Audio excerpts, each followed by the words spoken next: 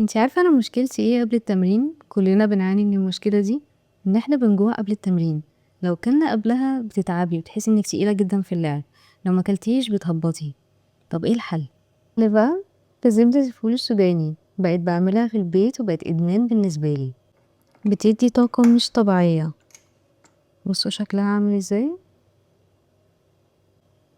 بصوا باخد منها معلقة صغيرة زي كده قبل التمرين.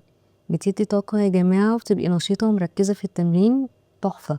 هنحتاج نص كيلو سوداني من غير ملح، نضربه كويس جدا في الكبة. هو محتاج بس شوية صبر وهيطلع معاكي تحفة. ابتدى القوام يظبط معانا، هنحط شوية فانيليا ومعلقة سكر ستيفيا، وحطي بعد كده الطعم اللي انت عايزاه. انا بحب القرفة فهحط شوية قرفة وارجع اكمل ضرب تاني. شايفين يا جماعة القوام؟ انا بحبها بالقوام ده. لو عايزاها انعم شوية كملي ضرب. هفضيها في برطمان واسحب منها وقت ما احبه، خصوصا قبل التمرين. انا رؤى، بقدم محتوى عن الاكل الصحي. ما تنسيش الفولو.